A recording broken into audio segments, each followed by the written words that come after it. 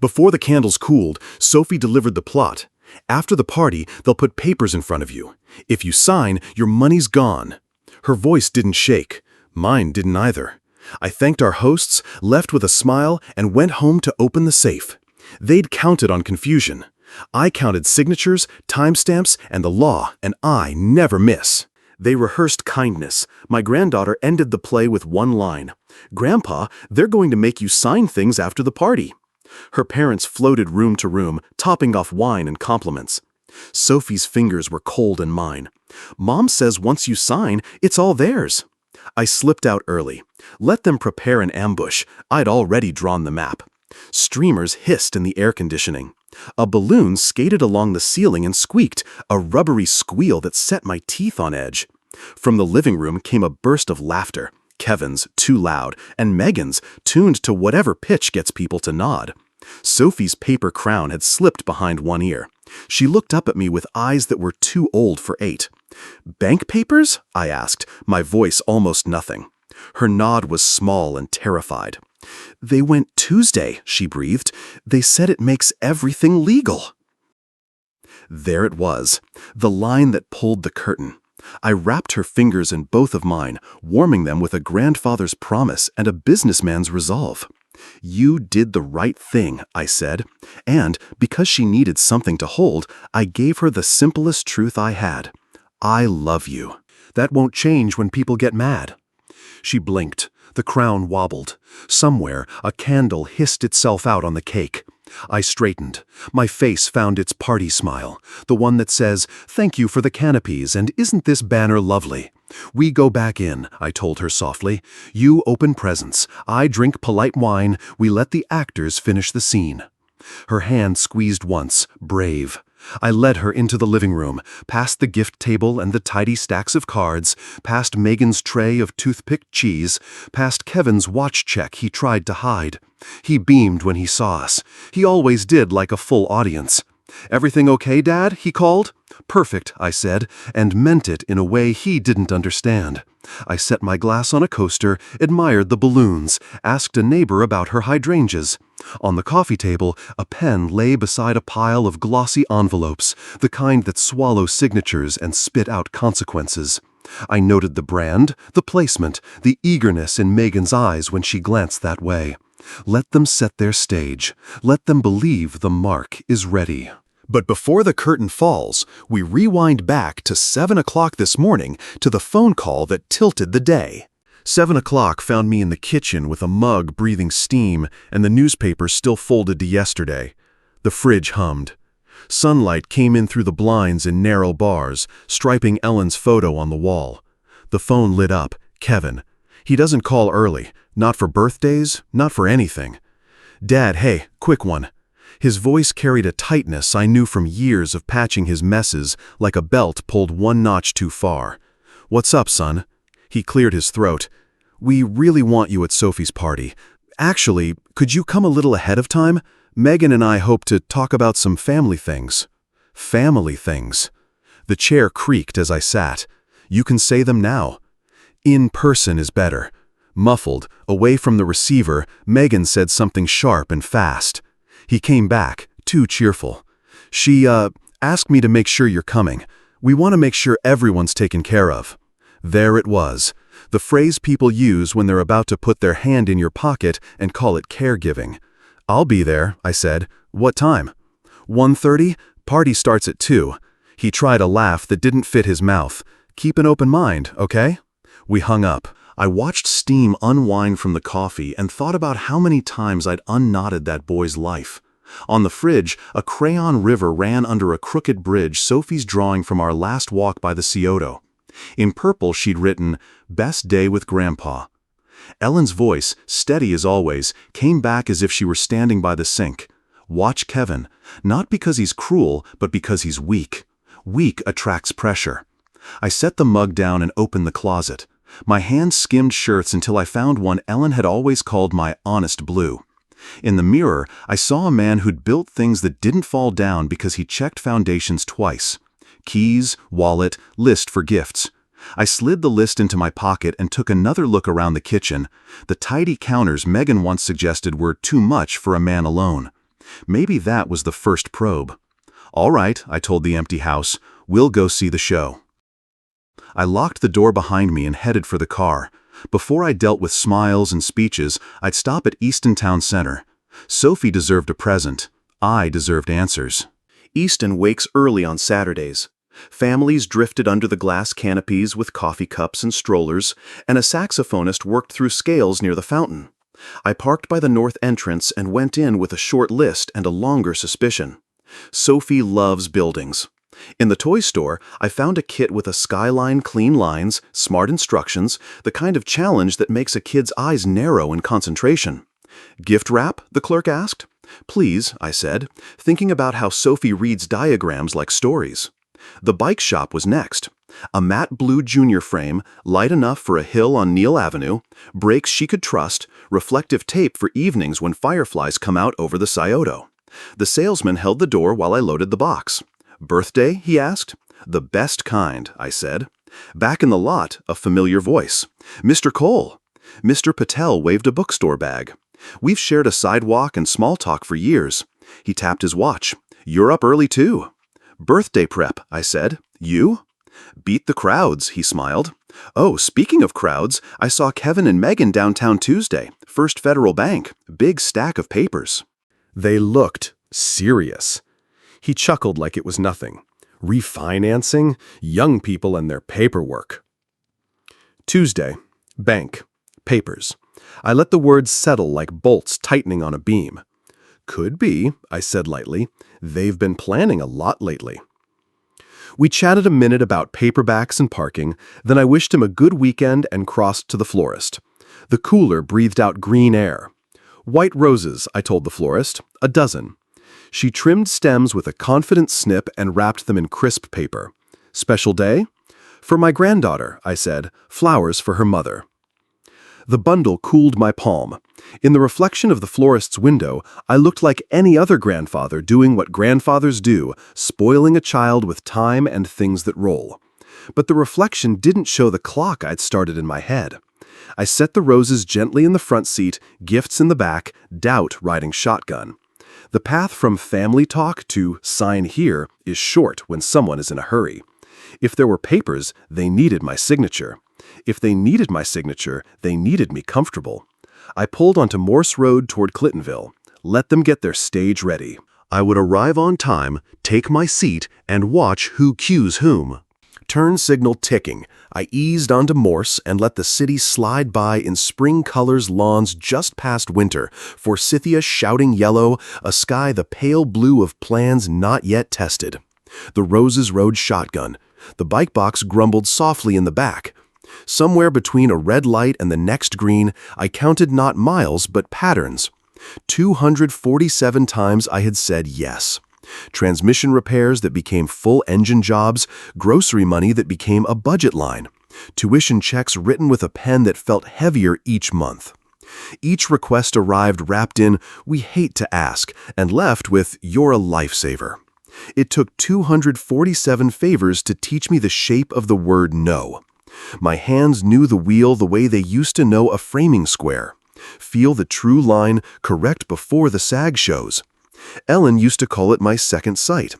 "You don't read people, Ray," she'd tease. "You read pressure." Pressure was everywhere today, on Kevin's voice, in Megan's smile, in Mr. Patel's harmless story about Tuesday on Gay Street. I rehearsed nothing. That was their department. Mine was measurement. How close does Megan stand when she wants a signature? Who interrupts when money comes up? Where do they place a pen? A negotiator doesn't argue in the hallway. He collects tells, then controls the room. I passed the turn for High Street and cut toward Clintonville, letting the tires hum the last of my irritation into the pavement. Boundaries, I reminded myself, are not anger. They are architecture. You set the load-bearing walls first, or the rest is decoration. At a stop sign, I checked the mirror. The man who looked back was older than the one in my memory, and steadier too. I tried on the face I'd wear for the afternoon, the slight stoop, the slow nod, the easy smile that says tired but grateful. Let them think I'm soft around the edges. Soft things absorb impact. They also spring back. The neighborhood narrowed into porches and flags. Balloons bobbed above a mailbox, and somewhere a child shrieked with the simple joy of being 8. I pulled to the curb and killed the engine. The house was dressed for a party, paper garlands in the window, a banner scalloped and precise. Through the door came laughter, bright and a little brittle. I lifted the roses, squared my shoulders just enough, and reached for the bell. Time to take my seat and see who cues whom. Megan opened the door like a game show reveal. "Ray, you look wonderful," she sang, palms warm on my forearm, a beat too long. The house wore celebration banners scalloped straight, balloons anchored by color, music turned to a volume that fills silence before thoughts can form. "Happy to be here," I said, setting the roses in her hands. Her smile lifted, then tightened a millimeter when she clocked the brand on the florist's paper. Calculation is a muscle. Hers was fit.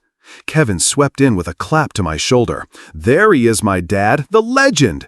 He said it like a line he'd practiced at red lights. "Folks, this is the man who taught me everything about building things that last." A couple from the block chuckled politely. Kevin's eyes flicked down and right after he finished. Classic tells don't retire. I let the room wash over me. The coffee table had been cleared to a shine. Napkins folded like little sails. On a sideboard, a neat stack of envelopes waited beside a capped pen laid just so, a still life of intentions. Megan drifted in their orbit, keeping the stack within her peripheral vision as if proximity might speed the clock. "Raymond." Miss Green eased to my side, clutching a plate of strawberries.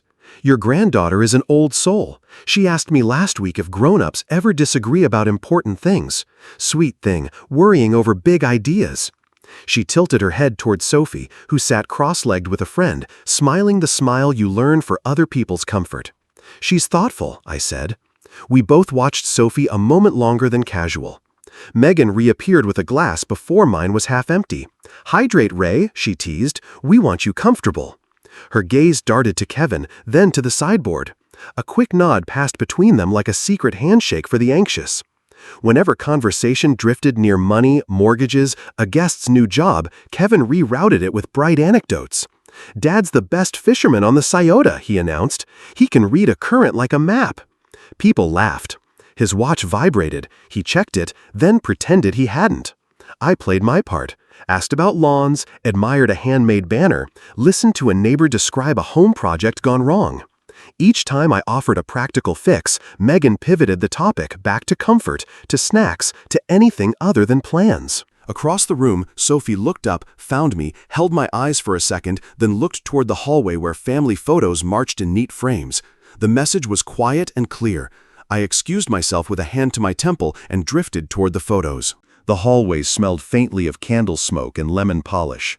Family photos marched along the wall, school pictures, a wedding smile, a baby in a knit hat. Music and laughter floated from the living room like a soundtrack piped in from another house. Sophie slipped to my side, crown askew, cheeks flushed from trying to look happy too long. Her hand found mine. Cold, small, certain. "Grandpa," she breathed, eyes on a photo of herself as a toddler. "After the guests leave, they're going to make you sign things." "What things?" I asked, barely moving my lips. "Papers from the bank. They went on Tuesday. Mom said once you sign, it's all theirs." The last two words came out like she'd practiced them and hated every syllable. "She told Dad it will be legal." A cheer rose from the living room. Someone had told a joke. The sound made the hallway feel narrower. I crouched so we were eye to eye. "Thank you for telling me," I said. "You were brave." Her mouth wobbled. "Please don't be mad at them at the party." "I won't make a scene," I said. "I won't give them the scene they rehearsed either." She swallowed. "Will you still love me if they get mad?" My chest tightened. "There's nothing you could do that would change that," I said. "Not ever." We stayed like that for a beat, the crowd's noise, the quiet of the frames, her pulse fluttering against my fingers. Then I gave her a job. "We go back in. You open presents. You laugh at the right places. If anybody asks, I'm a little tired. That is all." She nodded, a soldier taking orders. "Okay." I stood, smoothed my jacket, and let my face find the bland expression adults call fine. We stepped into the living room together. Megan materialized with a sip-ready glass and the exact concern the moment required. "Ray, you look pale. Need water? Sit down?" "Just a headache," I said, touching my temple. "I'll rest a bit." Gifts rustled. Sophie played her part. Kevin told another story about me that didn't belong to him. I checked my watch, not to hurry time, but to mark it. 10 minutes later, I set the untouched glass on a coaster, thanked the hosts, and apologized to a half-circle of neighbors. I'm not myself today. I'm going to lie down at home. Hands squeezed my shoulder. Polite concern rippled. At the door, Megan tried to recalibrate. Tomorrow, then. We can chat. Tomorrow, I agreed, and stepped into the cooler air. The door closed behind me with the soft click of a safe latch. I walked to my car, already unlocking a different door in my mind, the one behind Ellen's picture. The house took a different breath when I closed the door behind me. Quieter, yes, but purposeful, like a workshop after the whistle. I went straight to the study. Ellen's portrait watched from above the credenza, the soft smile she never wasted. I touched the frame, slid it aside, and spun the dial on the safe by muscle memory. The tumblers fell in line like men I used to pay on Fridays. Steel and paper smell the same after a while, like old work. I lifted ledgers onto the desk, file tabs marching by year. Statements, deeds, insurance, tax returns, the paper skeleton of a life built by showing up. I stacked what mattered. Checking, brokerage, CDs, the file for the 3 rentals, the envelope labeled Education S. I hadn't filled that one in a long time. That would change. Numbers don't lie, but they do tell stories. Liquid a shade over 2.3. 3 properties with clean deeds and predictable rent. And then the part I'd been pretending was generosity rather than drift. 247 payments to Kevin and Megan. I counted them out loud, page after page. Groceries, tires, emergency dental, tuition, mortgage shortfalls. I drew a line across the legal pad and totaled it, $70,000 and change. Not theft, not then, but training. I saw the shape of it now. Requests small enough to be reasonable, frequent enough to be normal, elastic enough to grow. A man can drown in teaspoons. Outside, wind moved through the maple, a sound like quiet applause or warning. I flipped to the folder with my will. Standard, written when I still believed help would teach independence. I laid a blank yellow sheet over it and wrote in block letters, Sophie Educational Trust. Under that, bullet points. College, grad school, seed for business, medical if needed. Locked until 21, trustee independent. Not a weapon, a promise. I turned Ellen's photo toward me and spoke to the room. I will not sign away what we built. I will not fund their weakness. I will fund her future. The clock in the hall marked the top of the hour. I organized evidence the same way I used to lay out bids, clean stacks, highlighted lines, sticky flags like trail markers. A file for signatures I would not give. A separate file for signatures I would. The floorboard on the porch creaked, distinct, familiar. Heavy boots, a patient pause. Mr. Whitaker never knocked hard. He didn't have to. I knew him by the second creak. I opened the door to a man in a faded navy cap with a steel thermos and eyes that measured weather and people with the same care. "You left a party early," he said by way of greeting. "Either the cake was lousy or the company was." "Company," I said, and stepped aside.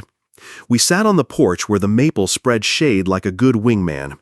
He poured coffee into the thermos cap and pushed it over without asking. "Seen a lot of kitchen table ambushes," he said. "They call it helping Dad.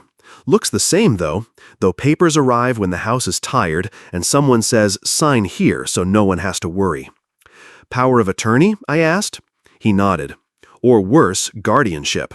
That one's a freight train once it starts. They file fast, wave a doctor's note, talk emergency. Suddenly, you're a passenger in your own life." He took a slow sip. "Rule 1. Don't sign in their room. Make them come to yours." I glanced at the study window, where Ellen's portrait hung straight again. "My room," I said. "Your witnesses," he added. "Your notary. Someone who knows their job and isn't shy about keeping the stamp in the pocket if things smell wrong. I've seen notaries refuse when a signature looks pushed. Good ones do." "Bank?" I said. "Bring a professional who can name the thing," he said. "Somebody with authority, VP, manager, won't be dazzled by, 'We're just trying to help.' People behave different when the room has rules." He watched me not write anything down and grunted approval. Don't argue in the moment. Don't preach. Ask questions. What does this authorize you to do? Why today? Why here? Make them say it plain. Rope is a tool. Sometimes you hand it to a man and he ties the knot himself. I looked out over the yard Ellen had taught into order. I'll invite a notary I trust, and a banker who remembers me from the days when contracts were handshakes. Good, he said. He stood, joints popping like old timber. Set your own clock. And, Ray, he tipped the cap back enough to meet my eyes.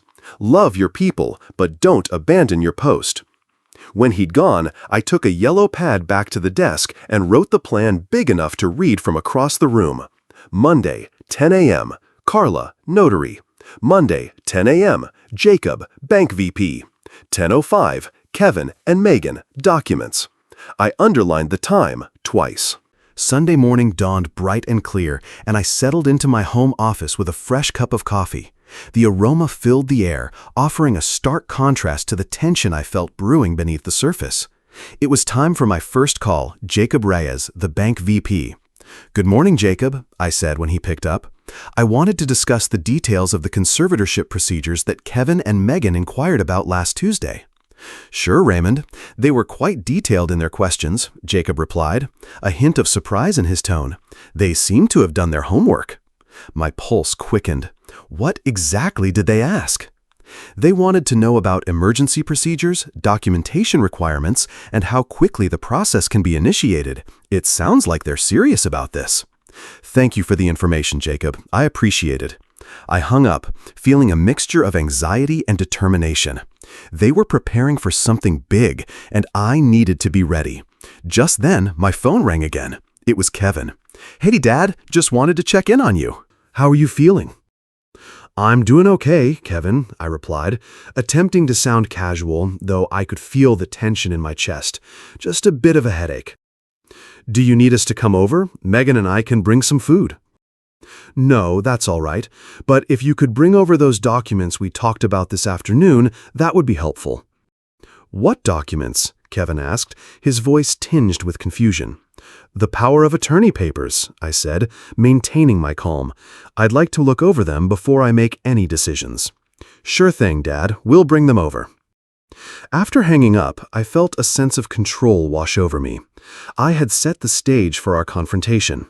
I noted the time for Carla Nyan, the notary, to arrive at 10 a.m. tomorrow. I also planned to ask Jacob to come by to review the documents as well. The evening wore on, but my mind was still a flurry of activity, calculating and analyzing. I sat at my desk, writing out the timeline for the next day, ensuring every detail was carefully plotted. 10 o'clock, Carla would arrive to notarize documents. 10:15, Jacob would be bringing the necessary bank papers. I underlined these times, knowing they would be crucial. Next, I pulled out a fresh sheet and began drafting the educational trust for Sophie. I pictured her future college, graduate school, startup funds all secured and waiting for her. With every bullet point I wrote, I felt a sense of determination solidifying within me. This trust would not just protect her future, it would serve as a shield against the manipulations I had seen brewing. As I worked, I reviewed the checklist for witnesses and documentation. I wanted to ensure everything was in order, leaving no room for Kevin and Megan to maneuver.